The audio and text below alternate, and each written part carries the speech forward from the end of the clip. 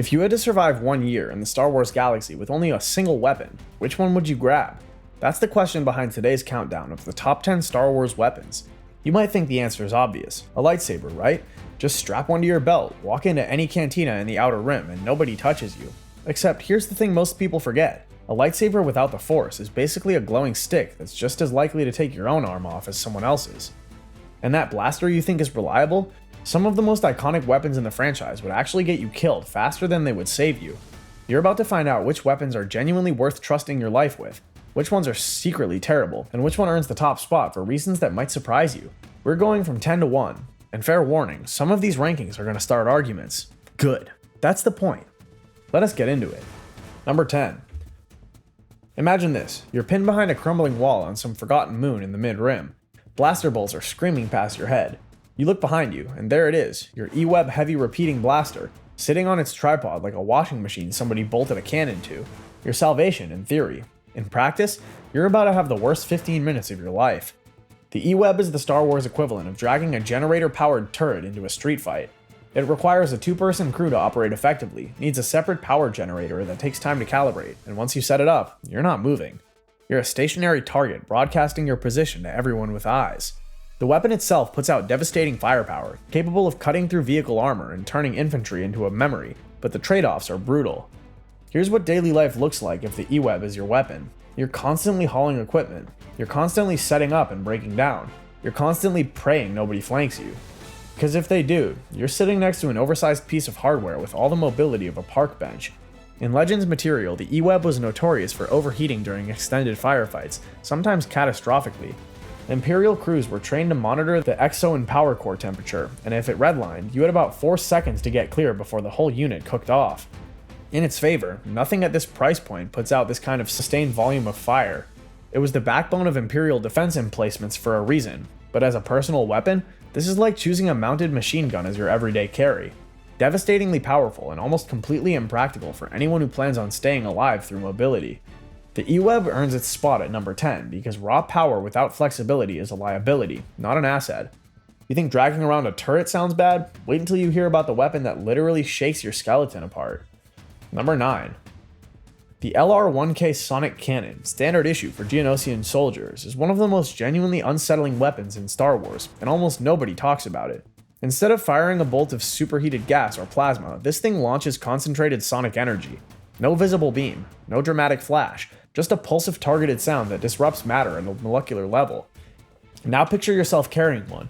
You pull the trigger, and instead of the satisfying crack of a blaster bolt, you feel the weapon vibrate in your hands as it sends a wave of destructive sound downrange. Your target doesn't get a clean hit and fall over. They convulse. The sonic energy rattles organs, fractures bones from the inside, and can bypass standard armor plating because the energy passes through solid surfaces rather than impacting against them. In the Battle of Geonosis, clone troopers in full Phase 1 armor were getting dropped by these weapons because the sound traveled straight through their plates. The handling on the Geonosian Sonic Blaster is genuinely alien because it was designed for Geonosian anatomy, not human hands. The grip is wrong, the weight distribution is off. Extended use reportedly causes hand fatigue, and according to some Legends sources, mild nerve damage from the vibration feedback. And here's the part that would keep you up at night. At close range, the user is not fully insulated from the sonic output. You're partially weaponizing yourself every time you fire it. For sheer terror factor, few weapons in the galaxy match it. For livability, for something you want to rely on day after day, it's like driving a car where the exhaust leaks into the cabin. It works, but it's slowly hurting you too. Speaking of weapons that demand respect, the next one was built specifically to fight the most dangerous warriors in the galaxy. Number 8. General Grievous did not trust droids with lightsabers, but he needed his bodyguards to stand toe-to-toe with Jedi Knights. The solution was the Electrostaff, a 2-meter pole of frick alloy crackling with electromagnetic energy at both ends. This weapon was engineered for one purpose: killing people who can see the future. Let that sink in. This is a melee weapon designed to fight precognitive swordsmen carrying weapons that cut through almost anything. The frick alloy construction means a lightsaber cannot simply slice through it. The electromagnetic pulse disrupts a Jedi's focus and creates sensory interference that muddies their force perception. In the hands of the Magna Guards, whose combat programming was based on Grievous's own fighting style, the Electrostaff was responsible for more confirmed Jedi kills during the Clone Wars than almost any other non-lightsaber weapon. But imagine carrying this thing yourself. You're walking around with a staff that's taller than most people. coming with energy that will shock you badly if you grip it wrong. There's no stun setting, there's no range option. You have to get close enough to hit someone, which in a galaxy full of blasters means closing distance against opponents who can shoot you from 50 meters away. The Electrostaff is the ultimate high-risk, high-reward weapon. In a hallway against a Jedi, nothing short of another lightsaber is more effective. In an open field against a squad of soldiers with blasters, you're bringing a stick to a gunfight. Here's a detail most miss.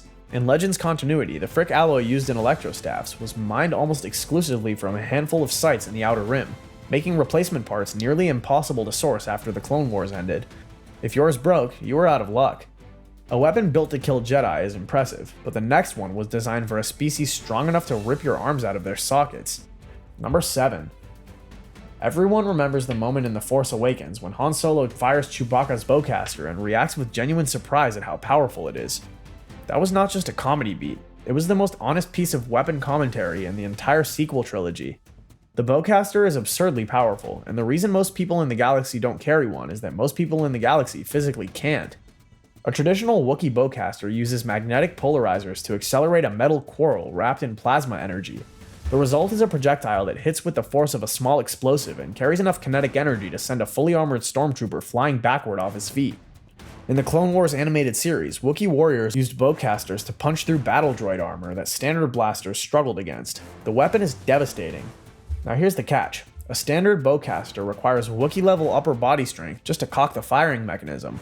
We're talking about a species that stands over 2 meters tall and can bench press a human male without breaking a sweat. For a normal person, firing a Bowcaster once would be an event. Firing it repeatedly in combat would be physically exhausting within minutes. Some later models, including the one Chewbacca carries in the original trilogy, incorporate automatic recocking mechanisms, but even those versions are heavier and more unwieldy than a standard blaster rifle. Daily life with a Bowcaster means sore shoulders, limited firing range, and the constant knowledge that you're carrying a weapon the galaxy designed for someone twice your size. It's like inheriting a longbow built for an NBA center. Powerful beyond question, but your body was never meant to wield it. Think the Bowcaster demands too much from its user? The next weapon demands something even rarer. Specialized training that almost nobody in the galaxy has. Number 6. If you've played Republic Commando, you already know this weapon, and you probably already love it. The DC-17M was the standard issue weapon of the Republic's clone commandos, and it's one of the most intelligently designed firearms in all of Star Wars. It's a modular platform that could be rapidly reconfigured in the field between 3 modes: a blaster rifle for standard engagements, a sniper attachment for long-range precision, and an anti-armor grenade launcher for hard targets. On paper, this is the perfect weapon. 1 gun, 3 rolls, no compromises. In practice, it's incredibly demanding. Clone commandos trained with the DC-17M from the moment they could hold a weapon. The field conversions, while fast for them, require precise mechanical knowledge and muscle memory that takes years to develop. Slap the sniper attachment on wrong under pressure and you're holding an expensive paperweight. The weapon was also manufactured in limited quantities by Blastech specifically for special operations units, meaning replacement parts and ammunition were not something you could just pick up at a supply depot. Here's where it gets interesting from a daily carry perspective. The DC-17M in its base configuration is an excellent blaster rifle, accurate, reliable, and ergonomically sound for human-sized operators. If you could get your hands on one and actually learn to use all 3 configurations, you'd have the single most versatile conventional weapon in the galaxy. The problem is that versatility ceiling. Most humans would use it as a very good blaster rifle and never touch the attachments, which means you're carrying extra weight for capabilities you can't access. In Legends, the DC-17M is also noted for having a proprietary power cell system that was incompatible with standard blaster packs. So if you ran dry behind enemy lines, you couldn't just scavenge ammunition from fallen troops. You were done. Versatility is valuable, but sometimes you want a weapon that does one thing and does it with terrifying efficiency. The next one disintegrates people. Number 5. Din Djarin's signature rifle from The Mandalorian is the weapon equivalent of a statement piece. It's enormous, distinctive, and does something almost no other personal weapon in Star Wars does. It disintegrates organic matter on contact. Not burns, not kills, disintegrates. The target ceases to exist as a solid object. The Amban rifle traces its origins to Mandalorian weapon design, and similar phase pulse technology appears across various bounty hunter guilds in the Outer Rim. The weapon operates in 2 modes. At range, it functions as a precision rifle with a targeting scope, capable of dropping targets at extreme distances. In close quarters, the forked tip delivers an electrical shock powerful enough to incapacitate most species instantly. That dual functionality gives it a versatility that most specialist weapons lack entirely. But here's the reality of living with this weapon. It's nearly as long as Din Djarin is tall. It doesn't fold. It doesn't compact. You're carrying what amounts to a full-length rifle everywhere you go, through doorways, into ships, down narrow corridors. In tight spaces, it's a liability. Against multiple opponents at medium range, its single-shot bolt-action style of firing means you're getting one shot before things get chaotic. Miss, and you're reaching for your sidearm. The disintegration capability sounds incredible until you realize it also destroys any evidence, salvage, or bounty proof you might need. There's a reason Din also carries a standard blaster pistol. The Amban is a specialist's weapon, extraordinary at what it does, but demanding that you build your entire fighting style around its limitations. What if you want something that fits in a holster, fires fast, and has saved the galaxy more times than most people can count? That's exactly what's coming next. Number 4. Han Solo's weapon. That alone is enough for most fans, but the DL-44 deserves its reputation on pure merit. The Blastech pistol was the most popular heavy blaster sidearm in the galaxy for decades, favored by smugglers, bounty hunters, rebel operatives, and anyone who valued stopping power in a concealed package. The DL-44 hits harder than almost any other pistol-class weapon in Star Wars. Its bolts carry enough energy to blast chunks out of Duracrete walls and send armored opponents sprawling. At close to medium range, it's devastating. Han Solo used one to kill opponents in single shots that most blasters would need 2 or 3 to finish. The weapon is compact enough to holster on your thigh, quick to draw, and simple enough in its mechanics that field maintenance requires minimal tools or training. So why is it not higher on this list? Because the DL-44 has a critical flaw that its fans rarely acknowledge. It overheats. Fast. The power output that makes it hit so hard also means the barrel assembly retains enormous thermal energy, and sustained fire will cook the weapon in your hands. The DL-44 was designed for gunfighters, people who end confrontations in 1 or 2 shots. If you find yourself in a prolonged firefight, this pistol starts working against you. In Legends sources, the DL-44 was known to warp its own barrel housing after rapid sustained fire, requiring a cooling period that feels like an eternity when someone's shooting back at you.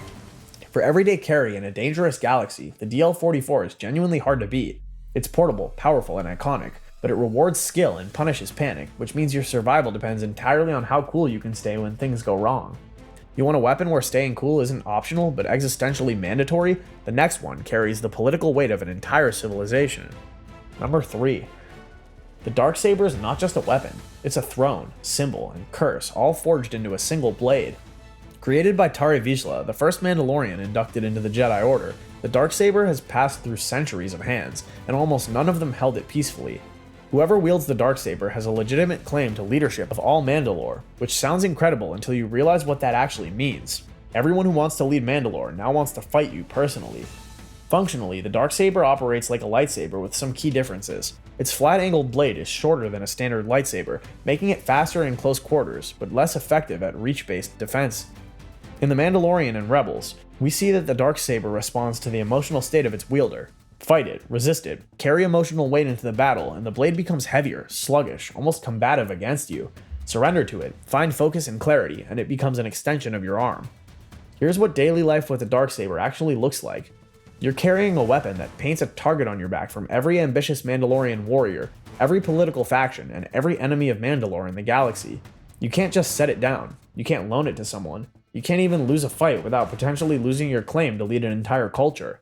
Din Djarin carried the Darksaber like a man carrying a live grenade with the pin already pulled, and that's honestly the most accurate way to describe the experience. In Legends, the Darksaber remained a unique artifact with no confirmed equivalent. Its kyber crystal produces a blade that audibly hums at a different frequency than standard lightsabers, almost a growl, and other lightsaber blades visibly crackle and pull toward it when they make contact. It's not just cutting you, it's drawing your weapon toward it. As a tool of combat, it's extraordinary. As a lifestyle, it's a life sentence. If carrying political destiny in a hilt sounds stressful, imagine carrying a weapon that was designed to kill you just as easily as your enemy. Number 2. Darth Maul igniting both ends of his lightsaber in The Phantom Menace is one of the defining images of the entire prequel trilogy, and there's a reason it sent shockwaves through both the audience and the Jedi facing him. The double-bladed lightsaber, also known as the saber staff, is a weapon that announces its wielder as someone who is committed fully to aggression. There's no defensive half measure with this weapon. You're either attacking or you're dead. The saber staff offers enormous advantages in crowd control and multi-opponent scenarios. The spinning, sweeping style it demands creates a zone of lethal energy that's extraordinarily difficult to penetrate. Maul used it to fight 2 Jedi simultaneously. The Temple Guards of the Jedi Order carried double-bladed pikes as a symbol of their defensive authority. In the hands of someone with training to use it, a saber staff can control space in ways a single blade simply can't. But here's the brutal truth about living with this weapon. The double-bladed lightsaber is statistically more dangerous to its wielder than almost any other melee weapon in the galaxy. Both ends are lethal. Every swing, spin, and transition carries the risk of self-injury. The training required to use it safely is exponentially more demanding than a standard lightsaber, which is already one of the most difficult weapons in existence to master. In Legends, multiple accounts describe Jedi and Sith apprentices suffering severe injuries during saber staff training, including particularly grim accounts from Sith academies where acolytes killed themselves with their own weapons during training exercises. The saber staff also has a structural vulnerability. Its longer hilt provides a larger target, and if an opponent manages to sever it at the center, you're now holding two short-hilted lightsabers you may not be trained to wield independently. Maul himself experienced this, and while he adapted, most wielders wouldn't. For sheer intimidation and offensive capability, the double-bladed lightsaber is nearly unmatched. For practical daily reliance, you're sleeping next to a weapon that could bisect you if you roll over wrong. It takes a certain kind of person to choose this, and that kind of person is usually the kind the rest of the galaxy is already afraid of. So what beats a weapon that can fight two Jedi at once? Something far simpler, far older, and far more dangerous than it has any right to be. There's a reason the lightsaber is the most recognized weapon in all of science fiction, and it's not just because it looks incredible. It's because the lightsaber represents the ultimate convergence of lethality, elegance, versatility, and personal identity in a single weapon. Nothing else in the Star Wars galaxy even comes close. A standard lightsaber is a plasma blade generated by a kyber crystal housed in a custom-built hilt. It cuts through blast doors, deflects blaster bolts, cauterizes wounds on contact, and requires no ammunition, no power cell, no maintenance beyond keeping the crystal aligned. In terms of raw functionality per unit of weight and size, the lightsaber is the most efficient weapon ever conceived in this universe. You can clip it to your belt, carry it for decades, and it'll perform the same way on day 10,000 as it did on day 1. Here's what most people overlook. The lightsaber is not just a weapon, it's a diagnostic tool, a survival instrument, and a skeleton key. Need to cut through a locked door? Lightsaber. Need to cauterize a wound in the field? Lightsaber. Need to provide light in a dark cave, signal a position, or cut through wreckage to free a trapped ally? Lightsaber. No other weapon in this entire countdown does anything beyond its primary function of hurting people. The lightsaber does everything. But the livability question is real, and it's worth addressing honestly. A lightsaber without force sensitivity is a spectacular way to die. The blade has no weight, which means your proprioceptive sense, the ability to feel where a tool is in space, is almost useless. You can't feel the blade catch or drag. You have no feedback until it's already cut through whatever it's touched, potentially including you. Jedi and Sith use the Force to compensate for this, sensing the blade's position through a connection that borders on telepathic. Without that connection, you're swinging a massless beam of plasma that instantly destroys anything it contacts and gives you zero sensory feedback about what it's doing. In Legends lore, non-force sensitive beings who attempted to wield lightsabers had an extraordinarily high casualty rate over any meaningful time frame. General Grievous is the most famous exception, and even he relied on advanced cybernetic enhancements and combat programming to compensate for what the Force would normally provide. For a force-sensitive wielder, however, there is simply nothing better. The lightsaber is the most personal weapon in the galaxy. Everyone is custom-built by its owner, tuned to their hand, their fighting style, their connection to the Force. The kyber crystal inside bonds with its wielder, and in canon, that bond is described as almost alive. The weapon literally grows with you. It's not the most powerful weapon on this list. The E-Web puts out more raw damage. The Amban disintegrates targets entirely. The Bowcaster hits with more kinetic force. But power was never really the point. The lightsaber is number one because it's the weapon you build a life around. It's the one that becomes part of who you are. And in a galaxy where survival depends on adaptability, reliability, and trust in your tools, nothing earns that trust more completely than a blade you built with your own hands that will never run out of ammunition, never jam, and never stop working as long as you're alive to carry it. And that's why it's number one. Honestly, it was never really close. If you want more, click the link in the description to watch our previous video on 10 Star Wars vehicles that should be made in real life. I think you're gonna love it. So there it is, 10 weapons from across the Star Wars galaxy, ranked not just by how cool they look or how much damage they deal, but by what it would actually be like to depend on them for your survival. Some of these are genuinely incredible tools. Some of them would get you killed inside a week, and the one at the top only earns its place if you happen to have the rarest ability in the galaxy to go along with it. Now I want to hear from you. Which weapon on this list would you actually choose if you had to survive 1 year in the Star Wars galaxy? And maybe more importantly, which one would you absolutely refuse to touch? Drop your answer in the comments. I already know the Bowcaster fans and the DL44 loyalists are going to go to war down there, and I'm here for every second of it. If you're not subscribed yet, now's the time. We break down Star Wars content like this every week, and trust me, you don't want to miss what's coming next.